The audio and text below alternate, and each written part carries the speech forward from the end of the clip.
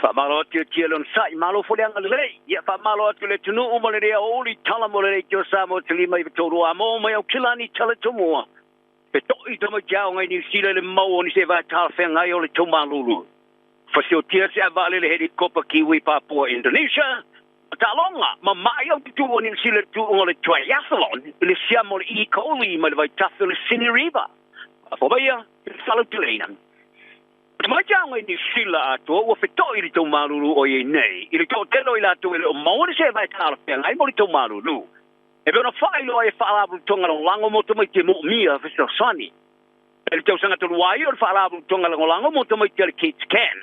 Tā la tau sa palaya si dia mani limbas furuafe. Pea se e vai tamai te sa mo mia ni se vai. O tau sanga nei, e laka se lawa ongolo ia ila la tau lisi whatel tali. O le tamatai o visa silo kids can, Julie Chapman. Tā ia longol por kalamera vai aino le tai o le television ni sila. O le matua I le anga mo le mea o ia nei. Mo le to tele ato to mai te whaingo fio na apia mo la to ainga. Ati li whaingo tato te minei tulanga mativa ua iai nei lo le mea sa iai. Wala to wa ia le tele ato ainga ua mo mia ina le la to so sani. I silia mar se furu wafe to mai te minei. O lo wha taritani mo ni se e vae ofu wha temu wha pia mani mea ai. O le li urua onga le opa heke school ia chade tafiti. Ta ia wha so ina tunga lungo Chapman.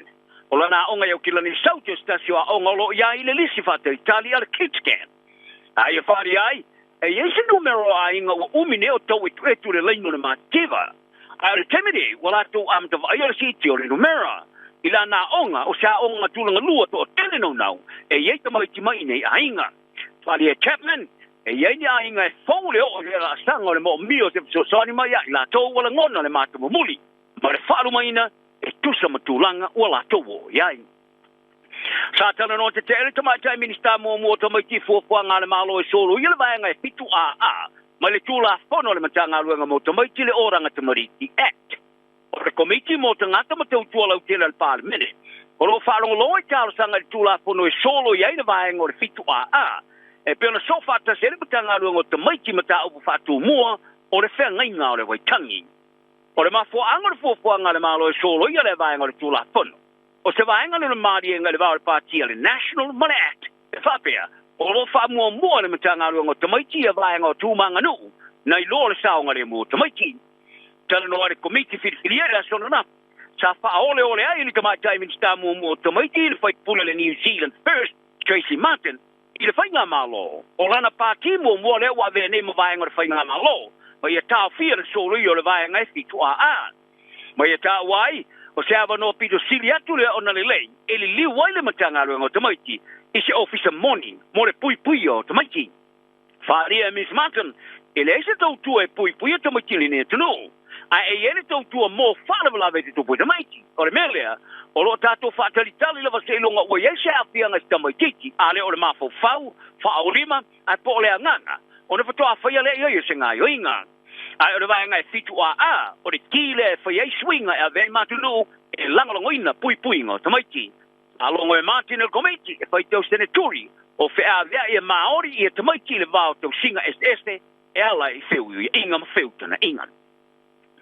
O se fo mai te I mua mo tau tonga o e tapa aina I lau pai poro kike kao fia le whao ngā ina o tau tuo so I fo maloloina e a vea ma tau vanga e mawai ai. Ai a ngā ruru e whaatase e vaia e tau singa pai tusa I tūlangi tua. O le tamatai presidente la socio fo mai e whai tau tonga Vanessa Blair o lo ngalu e Northland. Da I whalia, o tau tua I tūlangi tua o lo iei se tūlanga matautia. Ari puti ai le Johnny Silo se fo mai e ngalu e le poi de whale mai le Tagaville Hospital o sui iei se tau tua e whao ngai o walo so te ingo telefoni. E o foi nei whamatalanga tau soi ko marolo ina pole telehealth. Ai o ngase whaatali mo leo o tulawa leo no vai aso, ai pole umet poi. Mo ni ava no e vai tino ai se po mai. Whaari e Dr. Blair, e mo miele ngā lulu e whaatasi o pāti ume winga le soi kua maroloina. E kao fia ia le a vema malai la kapi. Ma e tau ai, o se whaamanu o loto, ma se whaamanu o lia le tau le leo ngā lulu e whaafo mai. Ai po so se ise ngā lulu e le tau tuo soi kua maroloina. Whaari e Dr. Blair, o le uti uti tanga te whai ngā luenga ma le le lavo whaatupenga o le oni whaafitau le fou. Ai la to te mo mia I la to lo umia le power. Ina ia whaia tala nonga whinga tae winga I tu ai ngo tau singo soi kua maroloina. e tātou te sauni iai, e whātu peina o se atunu. O le suiso upo mo le minister so e fo malo ina Shane Reddy, sa e whalia, o lo ngā rurue whātasi. Ai o se malienga mai spati, ele o iai mata upo talanoanga. O fitafita wha au penga ina whātu e se Papua New Guinea, a e Papua i le tulangi sifo Indonesia, ka la tu fasio tia se pai la te ave wa alele heri kopa ni sila. E vera whaaria i leo o le tulangi. Whaaria i leo le to whao le pasese sa i lungo le wa alele sa whao le tia masaonga le mu. A le pai late sa fasio tia le te milava. Sa wha mao popo i ne fitafita whātu e se i la tau sa i lungo le wa alele. Ina o tula o ele, i se no puanga tu mautua. E pēna whaaria i leo i se whaamtalanga tu sia. O lea whaalavlave muni mai i se pulmane vanu masina. Tālo na ave whaamalo sia e fitafita whātu e se. Ia le isi ave waalele ni sila Philip Merton. Leo mai lava le teminei o lo tau fia lava. Whaaria e leo, o le vaenga o fitafita whātu e se tā lato pasio tia le ave waalele heri kopa ni sila le songapua. I le tūmalo o ngā retono Papua po le Central Papua Province. O le kulupu la mafoilea o lo lato tau fia i Merton. Ai ua whaaria fita whātu e se whaaupenga ina le Western Papua National Liberation. E lato te li mawose li puti o le whaarawalawe peona tā ue leo. Mai re o mawhaina lato vave whaamau ni ale pasio ti o le pailate. O se sui o upo le kulupu sa lato whaaria le whaangora vai aso.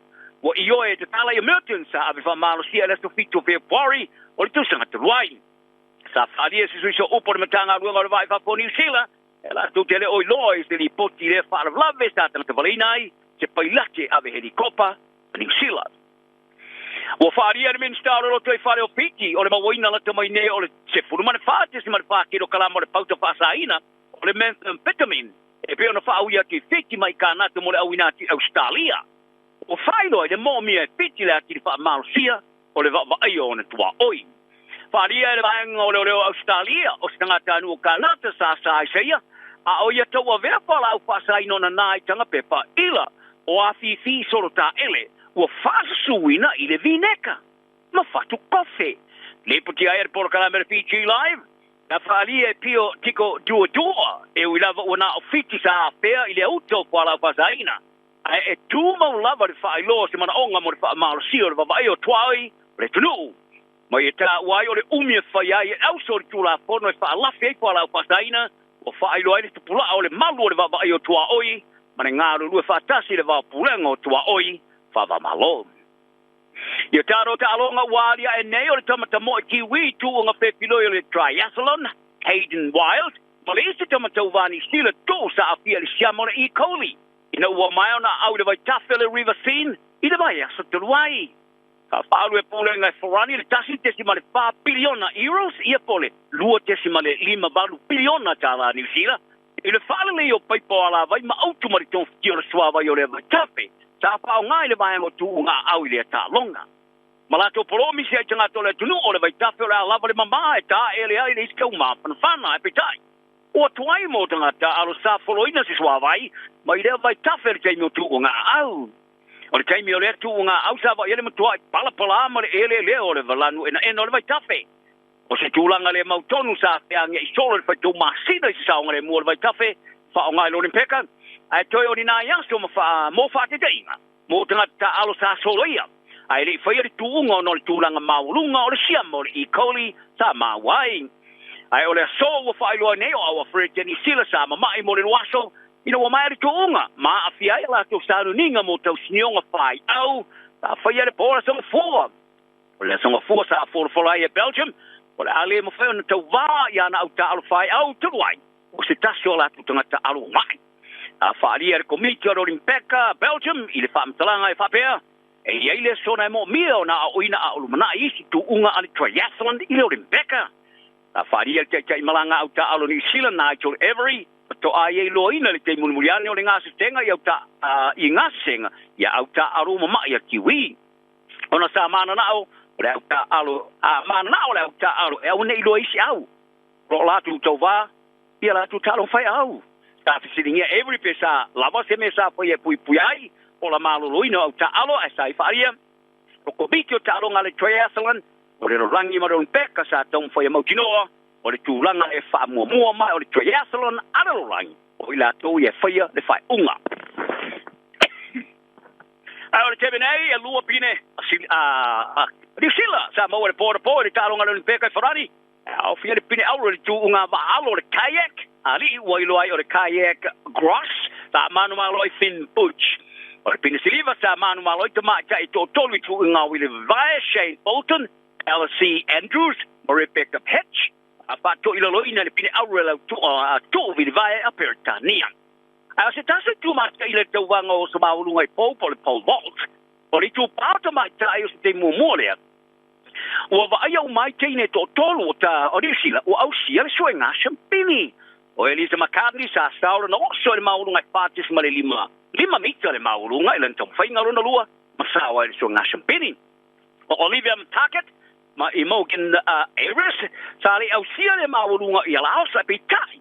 O no fai unga fa ulunga le talonga to lua se fulu tama ta e pito I lunga la tawa umar so nga champini na I lor se fulu bale lo sama sinia I no winga o sawa tuai manei tama ta e to lua ani Zealand ai o se tasio va ai ngole nga talo tau sa pia sa vai le temi sa lau I nai pino le tau vanga le talonga le gymnastics tama tai o le tama tai la udo America le talonga Simone Biles tai e falia o se mea saulea e au na faia Ina o tau whai tō o tōri lalo Malaysia na o tau wā Jordan Childs, mai fo ia Rebecca Andrade, ina o mai ale so ngā Champini Paris.